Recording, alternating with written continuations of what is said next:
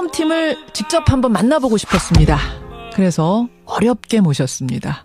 특검팀의 특별수사관 이정원 변호사 연결을 해보죠. 이 변호사님 안녕하세요. 네, 안녕하세요. 고생 많으셨습니다. 준비 기간까지 해서 90일간의 대장정을 마친, 그리고 최종 수사 결과 발표까지 마친 소감이 어떠세요? 글쎄, 워낙 이제 현직 대통령이 수사 대상이었던 초유의 사태였고, 예. 그만큼 이제 중차대한 사건이었던 만큼 가슴이 무거웠죠. 그리고 또 조사를 하는 과정 중에서 또 많이 놀라기도 했고. 예. 놀라기도 했고, 뭘 그렇게 놀라셨어요? 뭐 조사를 하다 보면, 예. 그러니까 저희가 생각했던 것보다 훨씬 그 상황들이 심각했고요. 실제 저희가 밝힌 수사 결과를 밝힌 내용들이 한 20-30%밖에 안 되는 것 같아요. 정말 놀랄 만한 것들이 많았는데 적시할 수 있을 정도가 된 건 20-30%밖에 안 됐다? 그렇죠. 그러니까 저희가 뭐 첩보 수준으로 받고 그다음에 예. 수사를 하고 예. 뭐 그러면서 실제 저희가 공소를 제기할 정도로 그렇게 할 정도로 이제 수사가 됐던 사건은 한 20-30% 정도밖에는 수사가 진행되지 않았던 것 같고 그렇구나. 그 정도만 기소가 된 거죠. 또 시간도 좀 더 주어졌어야 되고요. 예. 그다음에 좀 이렇게 제도적으로 특검법상 여러 가지 좀 문제가 있어가지고 더 수사를 못했던 부분들도 좀 있어요. 그러니까 사실은 그 수사관들이 뭐 밤낮 없이 수사하셨다고 들었어요. 몇 시간이나 주무셨어요? 뭐 2-3시간 자고 뭐 출근하는 경우도 많았고요. 저 같은 경우 거의 집에 못 들어갔으니까. 집에 못 들어갔을 정도로. 네. 그냥 근처 사우나 가서 눈 붙이고 나오고. 네, 그렇습니다. 세상에. 그렇게 했는데도 우리가 밝힐 수 있는 건 20-30%였다. 그 정도로 어마어마한 미스테리들이 아직도 남아있다. 이 말씀. 네, 그렇습니다. 이정원 수사관이 꼽는 특검의 가장 큰 성과라면 그래도 그 20-30% 밝혀낸 것 중에 뭐라고 보세요? 아무래도 블랙리스트 부분. 블랙리스트. 네, 그리고 이제 최순실과 대통령, 삼성 간의 뇌물죄 혐의를 밝힌 부분. 뭐 그런 부분이겠죠. 결국은 이제 국정농단하고 전경유착의 어떤 고리 부분. 일부를 밝혔다. 거의 성과라면 성과겠죠. 이재용 부회장이 사실 첫 번째 구속영장 청구했을 때는 기각이 됐고 두 번째에서 구속이 됐는데 첫 번째 때 그 예상하셨어요? 저희는 좀 자신을 썼습니다. 자신 있으셨어요? 예, 자신 있었습니다. 다들 구속영장이 나올 거라고 기대를 했었는데 많이 실망하고 놀랬죠. 그렇군요. 첫 번째 때도 자신 그럼 두 번째 때는 오히려 더 불안해지셨을 수도 있겠네요? 예, 그랬습니다. 아마 그날 그 영장 발부 여부 결정되는 그날 밤에 특검 구성원 중에서 아마 잠이 오는 분들이 별로 없었을 거예요. 하얗게 밤을 지새면서. 첫 번째 때도 자신했는데 안 됐으면 두 번째 때는 어떨까 이런 조마조마한. 예, 그렇죠. 예, 이거 저희가 혹시나 놓친 부분은 없는지. 사실 또 그러면서 저희가 영장 관련된 부분 이제 보완을 계속 해가면서요. 그래요. 예, 혹시나 또 만에 하나. 이런 일이 없어야 되니까 조심을 하고 여러 가지로 따져봤죠. 가장 큰 성과는 이제 그 정경유착의 부분을 파헤친 부분. 반면에 제일 아쉬운 점, 제일 뭔가 남는다 하는 부분이 있다면? 나머지 대기업 수사들이 시간적 제약 때문에 손을 대지 못했다는 부분. 뭐 일부 수사들은 진행이 됐고요.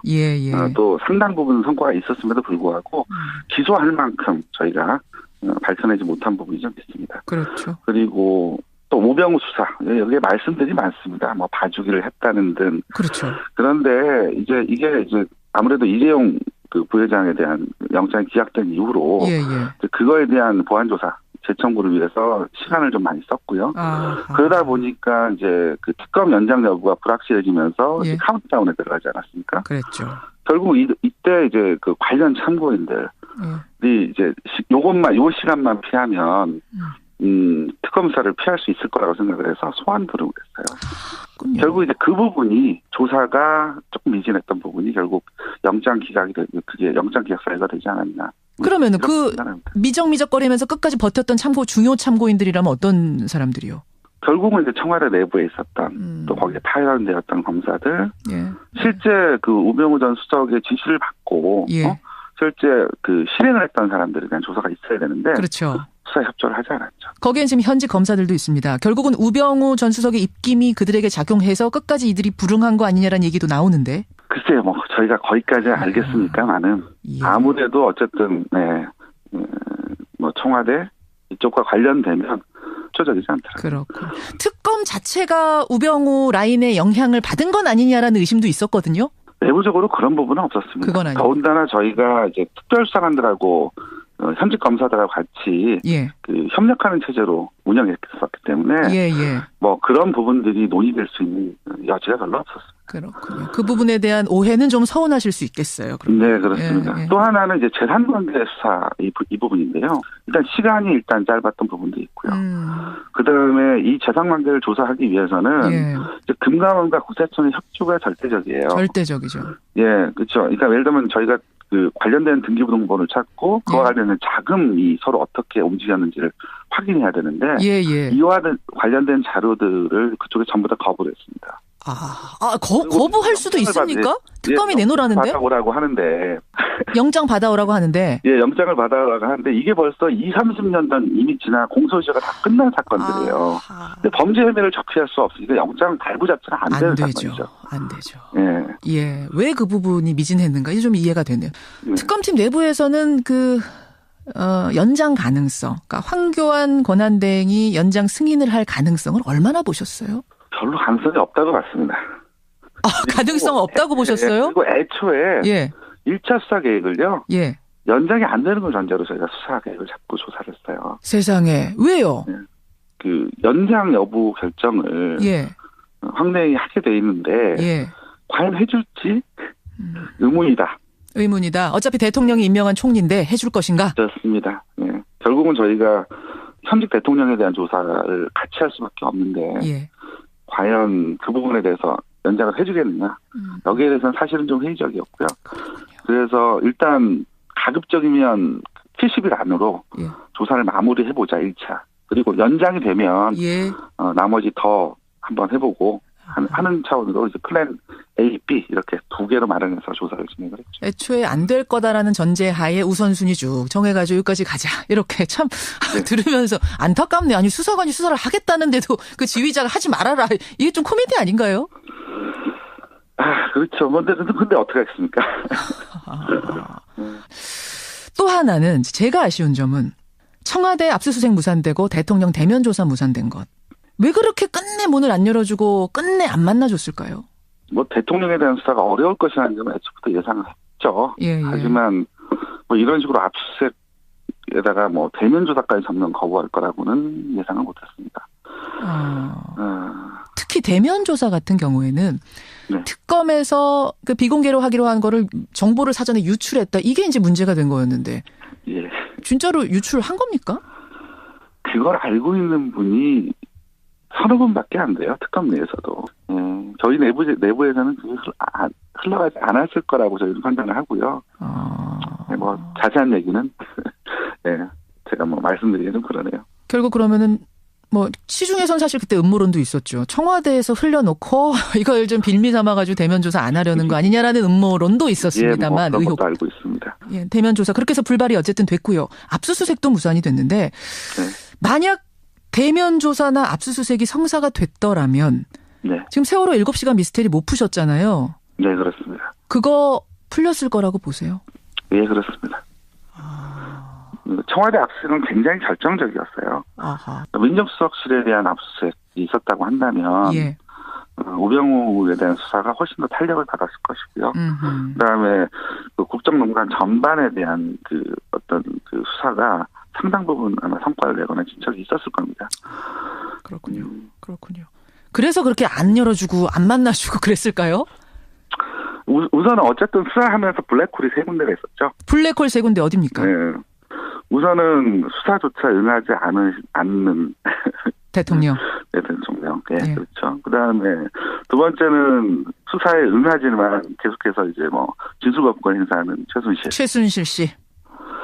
그리고 수사에는 항상 오셔가지고 적극적으로 진술하시는 것처럼 보이지만 이렇게 저렇게 이제 계속해서 이제 말만 돌리시는 김기춘 전 비서였죠.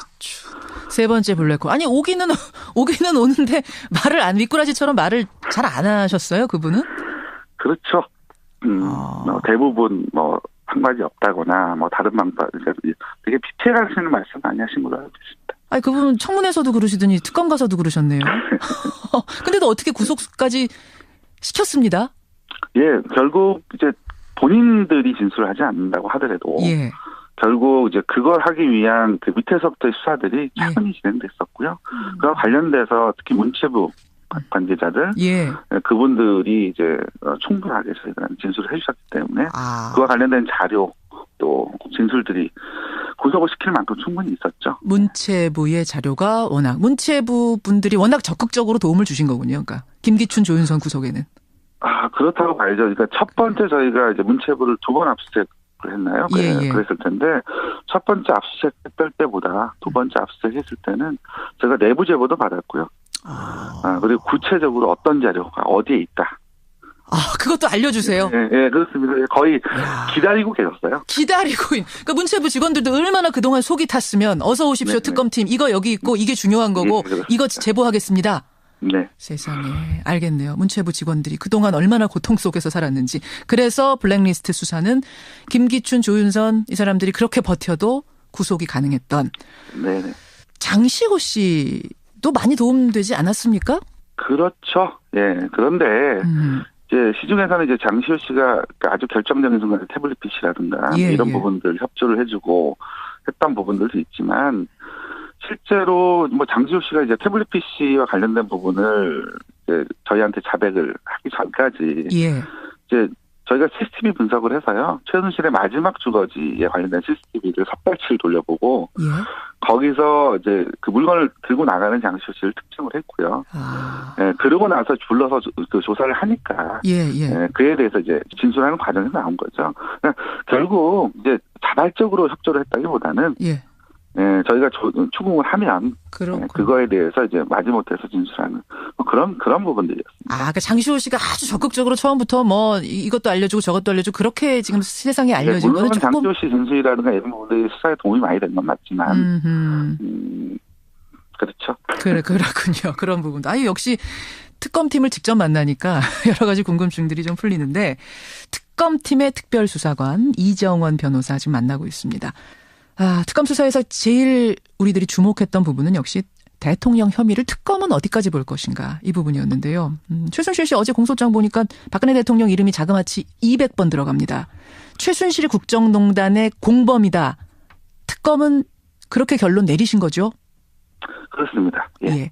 가장 심각한 범죄는 뭐라고 보십니까?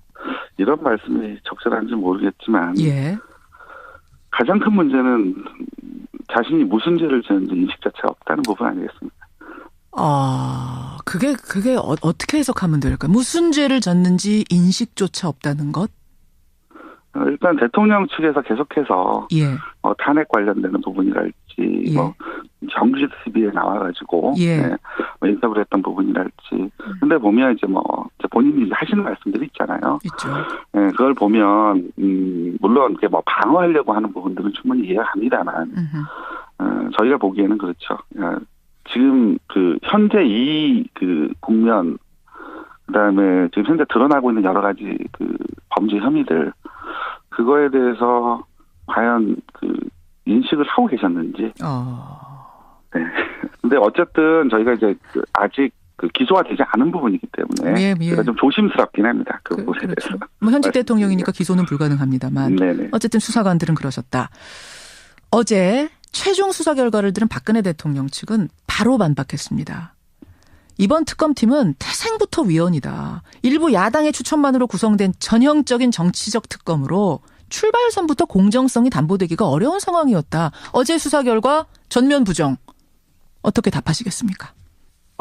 여야 합의로 특검법이 통과된 걸로 알고 있고요. 그거에 따라서 그 절차에 따라서 대통령이 직접 박영수 특검을 임명하셨죠. 그런데 태생적으로 위헌이라고 하시면 저희가 거기에 대해 뭐라고 말씀을 드릴까요? 좀 서운하시겠어요. 그 말 들으면서. 근데 조사하는 과정 안에서 서운한 부분이 한두 가지가 아니었기 때문에. 황당한 소설이라는 얘기도 어제 유영하 변호사가 했는데 오히려 그 말씀을 듣고 좀 황당하진 않으셨습니까? 이제 기소가 됐으니까 재판이 벌어질 것이고요. 재판하는 과정 안에서 또 많은 자료가 드러날 겁니다. 최순실 씨 이제 지금 대통령이 기소된 건 아니고요. 그렇습니다. 여러분들이 기소가 됐고 기소된 과정 안에서 예.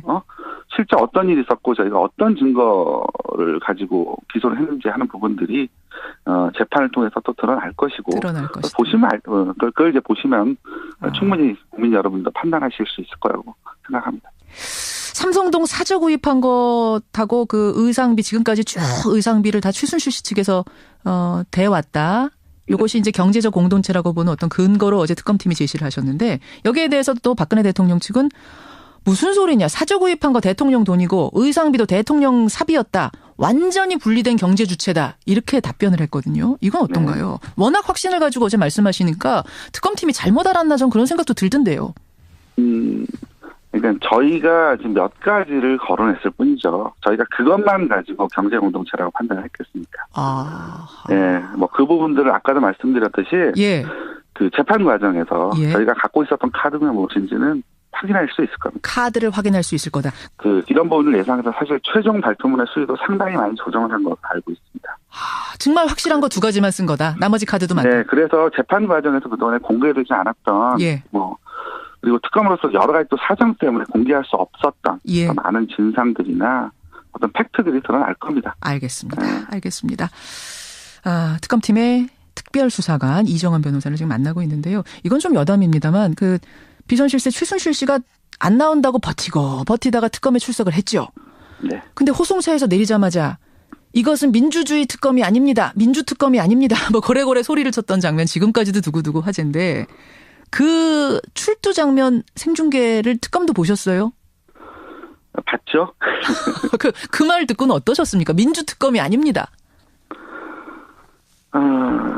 이게 그 국민적 관심을 받는 사건이다 보니까 거의 특검은 형사소송법 교과서 옆에다 끼고 수사했습니다. 혹시나 흠이라도 잡힐까 봐요. 야. 네, 그러니까 그런 식으로 말하니까 이제 뭐 당황스럽기도 하고 황당하기도 하고. 네.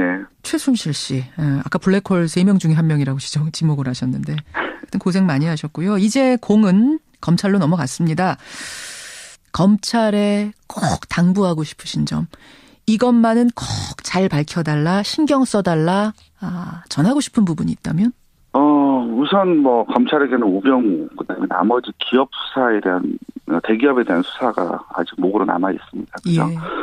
탄핵 결정 이후에 대통령에 대한 나머지 수사도 아직 남아있는 상태고요.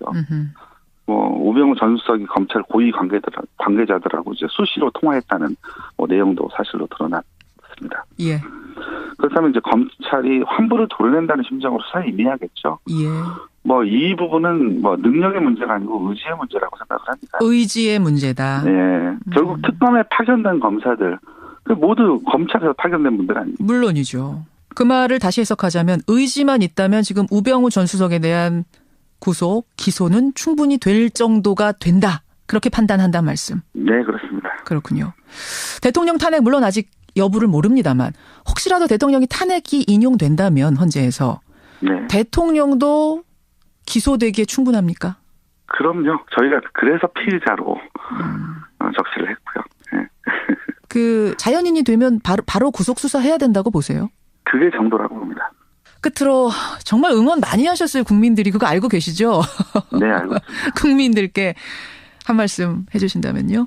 이재용 부회장에 대한 영장 청구가 이제 기각이 됐을 때 특검 내부에서 말들이 많았어요. 분위기도 많이 가라앉았었고. 근데 그날 이제 오후에 보니까 사무실 앞에 이제 꽃바구니 와 있고요. 맞아요. 그다음에 포스트잇 메모도 붙어 있고. 응원 포스트잇. 예. 저희들끼리 그 사진 찍어서 돌려보면서 힘내자. 실망시킬 수 없다. 어쨌건 이 자리 빌어서 특검을 응원해 주신 국민 여러분께는 진심으로 감사드립니다.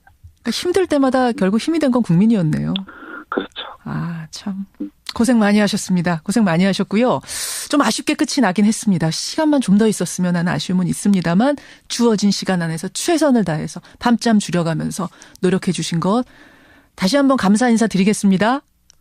예. 감사합니다. 고맙습니다. 네, 고맙습니다. 예. 제가 정식 명칭 한번 불러보죠. 박근혜 정부의 최순실 등 민간인에 의한 국정농단 의혹 사건 규명을 위한 특별검사 팀의 특별수사관 이정원 변호사였습니다.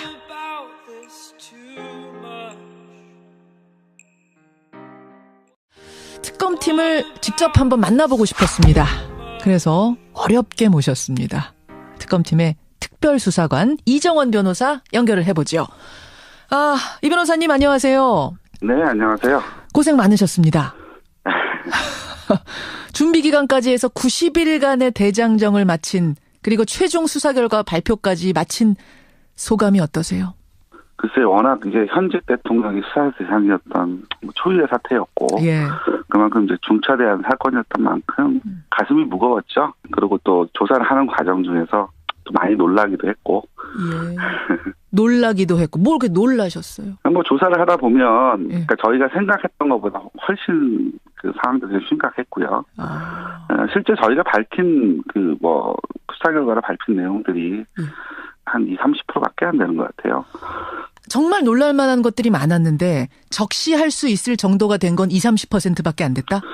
그렇죠. 그러니까 저희가 첩보 수준으로 받고 그다음에 예. 수사를 하고 그러면서 실제 저희가 공소를 제기할 정도로 그렇게 할 정도로 이제 수사가 됐던 사건은 한 20-30% 정도밖에는 수사가 진행되지 않았던 것 같고 그렇구나. 그 정도만 기소가 된 거죠. 또 시간도 좀 더 주어졌어야 되고요. 그다음에 두 번째 때는 오히려 더 불안해지셨을 수도 있겠네요. 예, 그랬습니다. 아마 그날 영장 발부 여부 결정되는 그날 밤에 특검 구성원 중에서 아마 잠이 오는 분들이 별로 없었을 거예요. 하얗게 밤을 지새면서. 첫 번째 때도 자신했는데 안 됐으면 두 번째 때는 어떨까 이런 조마조마한. 예, 그렇죠. 예, 이거 저희가 혹시나 놓친 부분은 없는지. 사실 또 그러면서 저희가 영장 관련된 부분 이제 보완을 계속 해가면서요. 그래요. 예, 혹시나 또 만에 하나. 이런 일이 없어야 되니까 조심을 하고 여러 가지로 따져봤죠. 가장 큰 성과는 이제 그 정경유착의 부분을 파헤친 부분. 반면에 제일 아쉬운 점, 제일 뭔가 남는다 하는 부분이 있다면? 나머지 대기업 수사들이 시간적 제약 때문에 손을 대지 못했다는 부분. 일부 수사들은 진행이 됐고요. 또 상당 부분 성과가 있었음에도 불구하고 기소할 만큼 저희가 밝혀내지 못한 부분이 좀 있습니다. 그렇죠. 그리고 또 오병우 수사 여기에 말씀들이 많습니다. 봐주기를 했다는 등. 그렇죠. 그런데 이게 아무래도 이재용 그 부회장에 대한 영장이 기각된 이후로 그거에 대한 보완 조사 재청구를 위해서 시간을 좀 많이 썼고요. 그러다 보니까 이제 좀 이렇게 제도적으로 특검법상 여러 가지 좀 문제가 있어가지고 더 수사를 못했던 부분들도 좀 있어요. 그러니까 사실은 그 수사관들이 밤낮 없이 수사하셨다고 들었어요. 몇 시간이나 주무셨어요?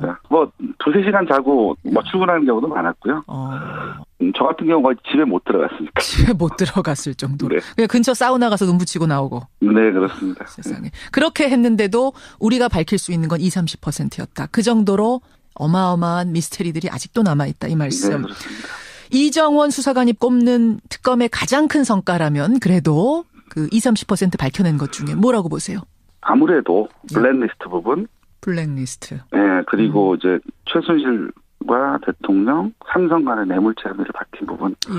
그런 부분이겠죠. 결국은 이제 국정농단하고 전경유착의 어떤 고리 부분. 일부를 밝혔다. 거의 성과라는 성과겠죠. 이재용 부회장이 사실 첫 번째 구속영장 청구했을 때는 기각이 됐고 두 번째에서 구속이 됐는데 첫 번째 때 그 예상하셨어요? 저희는 좀 자신을 썼습니다. 자신 있으셨어요? 예, 자신 있었습니다. 다들 구속영장이 나올 거라고 기대를 했었는데 많이 실망하고 놀랬죠. 그렇군요. 첫 번째 때도 자신 그럼 그렇습니다. 또 하나는 이제 재산관계 수사 이 부분인데요. 일단 시간이 짧았던 부분도 있고요. 그다음에 이 재산관계를 조사하기 위해서는 이제 금감원과 국세청의 협조가 절대적이에요. 절대적이죠. 예, 그렇죠. 그러니까 예를 들면 저희가 그 관련된 등기부등본을 찾고 그와 관련된 자금이 서로 어떻게 움직였는지를 확인해야 되는데 이와 관련된 자료들을 그쪽에 전부 다 거부를 했습니다. 거부할 수도 있습니까? 특검이 내놓으라는데? 받아오라고 하는데. 영장 받아오라고 하는데. 영장을 받아오라고 하는데 이게 벌써 20-30년 전 이미 지나 공소시효가 다 끝난 사건들이에요. 근데 범죄 혐의를 적시할 수 없으니까 영장 발부 자체가 안 되는 사건이죠. 안 되죠. 왜 그 부분이 미진했는가? 이게 좀 이해가 되네요. 특검팀 내부에서는 연장 가능성, 그러니까 황교안 권한대행이 연장 승인을 할 가능성을 얼마나 보셨어요? 별로 가능성이 없다고 봤습니다. 가능성 없다고 보셨어요? 그리고 애초에 예. 1차 수사 계획을요. 예. 연장이 안 되는 걸 전제로 저희가 수사 계획을 잡고 조사를 했어요. 세상에. 왜요? 네. 그 연장 여부 결정을 예.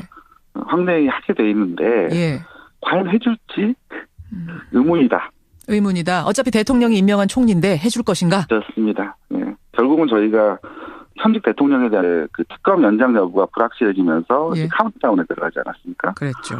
결국 이때 이제 그 관련 참고인들이 이제 요것만 요 시간만 피하면 특검사를 피할 수 있을 거라고 생각을 해서 소환 부르고 그랬어요. 결국 이제 그 부분이 조사가 조금 미진했던 부분이 결국 영장 기각이 그게 영장 기각 사유가 되지 않았나. 그러면은 그 미적미적거리면서 끝까지 버텼던 중요 참고인들이라면 어떤 사람들이요? 결국은 이제 청와대 내부에 있었던 또 거기에 파견되었던 검사들, 예. 실제 그 우병우 전 수석의 지시를 받고 예.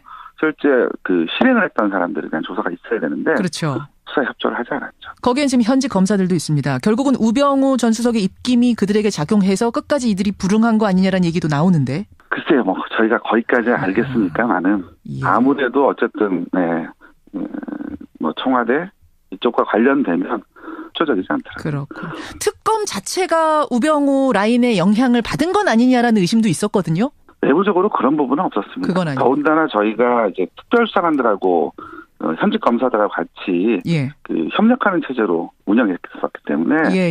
뭐 그런 부분들이 논의될 수 있는 여지가 별로 없었습니다. 그렇군요. 그 부분에 대한 오해는 좀 서운하실 수 있겠어요. 그러면. 네.